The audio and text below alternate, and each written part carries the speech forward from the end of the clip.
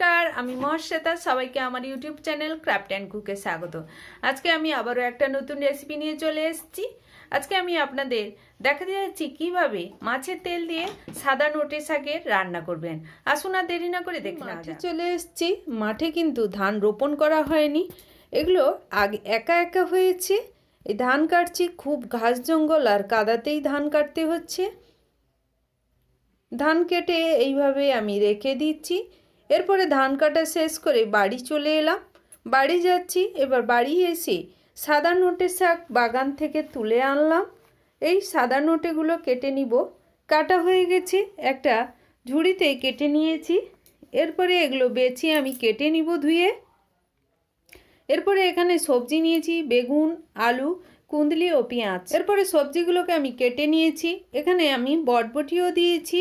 তারপরে কেটে নেওয়ার পর শাকগুলোকে আমি কেটে নিব, কেটে ধুয়ে নিব।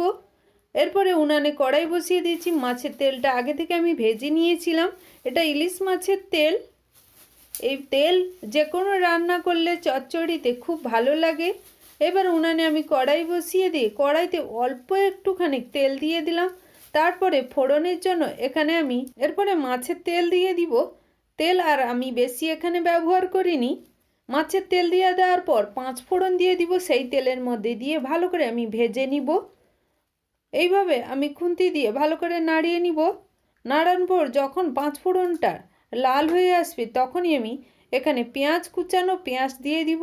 পেঁয়াজ কুচিয়ে রেখেছিলাম, পেঁয়াজটা দিয়ে দিলাম। দিয়ে আবারও পেঁয়াজটা আমি ভালো করে ভেজে নিব। পেঁয়াজ ভাজার পর এখানে 2টো কাঁচা লঙ্কা মাছ বরাবর আমি ফাঁক করে দিয়ে দিলাম। দিয়ে আবারও আমি ভালো করে কষিয়ে নিব। কষানো হয়ে এসছে। এইভাবে কষাতে কষাতে তারপরে আমি দিয়ে দিব সবজি, কেটে রাখা সবজিগুলো সবগুলো আমি একসঙ্গে দিয়ে দিলাম। দিয়ে আবারও আমি ভালো করে কষিয়ে নিব।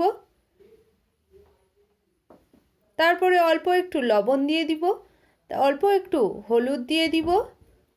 দিয়ে আবারও আমি ভালো করে কষিয়ে নিব। লবণ হলুদ দিয়ে দেওয়ার পর ভালো করে আমি সবজিগুলোকে কষিয়ে নিব। এইভাবে 2-5 মিনিট কষিয়ে নিতে হবে, যাতে জলটা একদম কমে আসে। জলটা শুকিয়ে এলেই ভাববে কষানো হয়ে গেছে।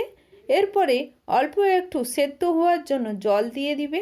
এখানে আমি একটা ছোট বাটি 1 বাটি জল ব্যবহার করেছি।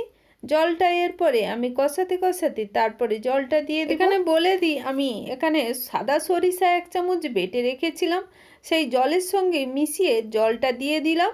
দিয়ে জলটা দিয়ে আমি 5-10 মিনিট ভালো করে ফুটিয়ে নিব, যতক্ষণ না আলু আর সবজিগুলো ভালো করে সেদ্ধ হয়ে আসছে।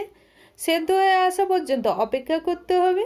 এবার ফুটছে রান্না ফুটতে ফুটতে এরপরে সবজি একটু সেদ্ধ হয়ে এসছে। আমি শাকগুলো দিয়ে আবারও আমি রান্না করে নিব। এবার এখানে বলে দিই, তেলটা পরে দিলেও ভেজে রেখে পরে দিলেও হয়। আমি আগে থেকে মাছের তেলটা ব্যবহার করেছি। দিয়ে শাকগুলোকে ভালো করে আমি নাড়িয়ে দিব। নাড়িয়ে দিয়ে আবারও আমি ঢাকনা দিয়ে রান্না করে নিব। ঢাকনা দিয়ে রান্না করে নিয়েছিলাম 10 মিনিট।